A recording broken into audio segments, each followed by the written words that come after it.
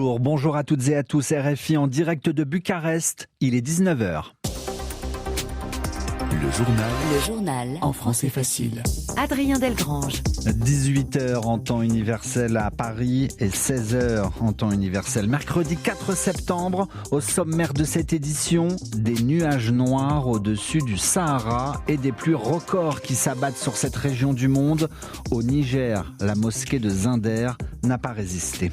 Toujours sur le continent africain, 200 000 doses de vaccins contre la maladie Mpox, l'ancienne variole du singe, arrivent dès demain en République démocratique du Congo. Dans ce journal aussi, les excuses du Premier ministre britannique aux victimes d'un incendie meurtrier. Il y a 7 ans, dans une tour de Londres, 72 personnes mouraient brûlées. Et puis enfin en France, la France toujours dans l'attente de connaître son nouveau gouvernement.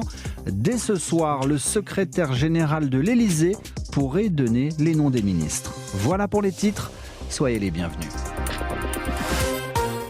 Des averses sur le Sahara, de la pluie sur les dunes de sable. C'est un événement météo rarissime. Le désert du Sahara, l'un des endroits les plus secs au monde, reçoit de très nombreuses gouttes d'eau. Certaines zones reçoivent en quelques jours l'équivalent de plusieurs années de précipitations.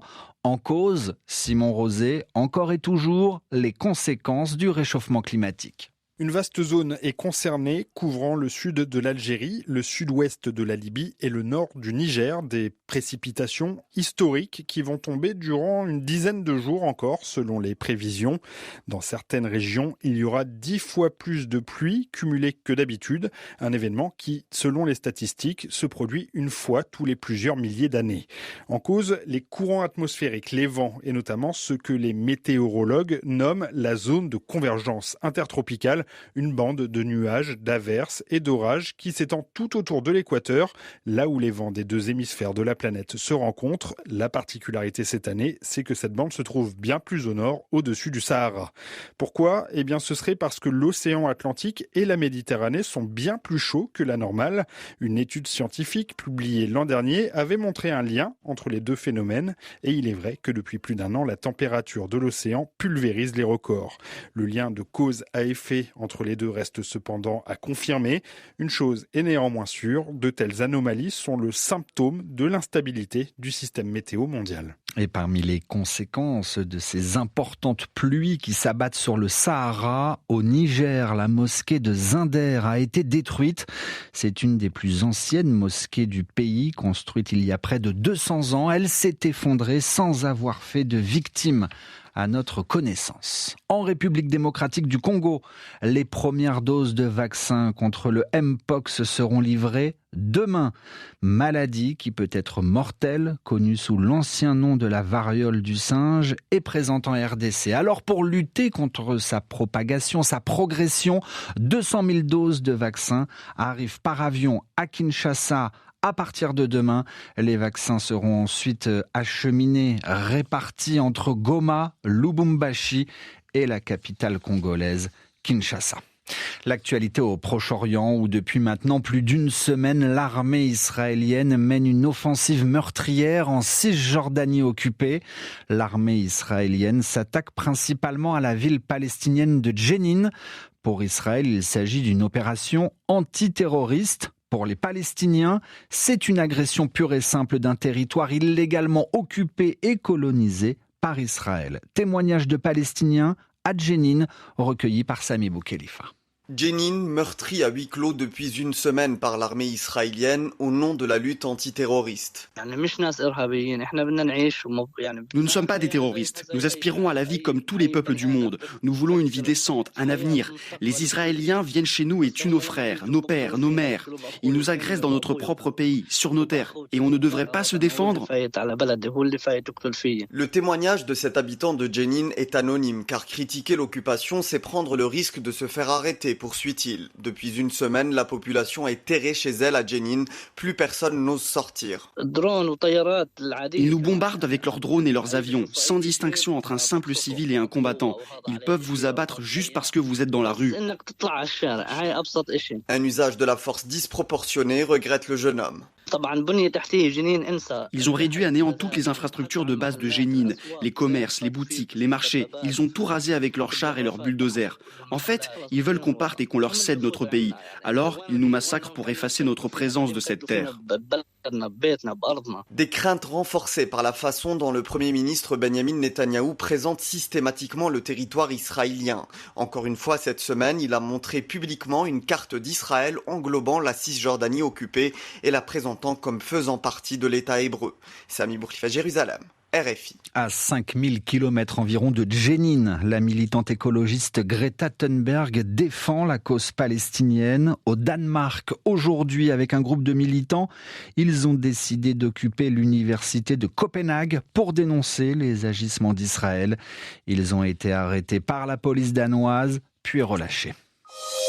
Ascultați Journal en français facile, en direct de la București. Oui, il est 19h05 au Royaume-Uni. Le nouveau Premier ministre s'excuse. Keir Starmer présente ses excuses au nom de l'État aux victimes d'un très important incendie. En 2017 à Londres, la tour Grenfell s'embrase. Des familles entières sont prises au piège des flammes. 72 habitants, hommes, femmes et enfants sont morts.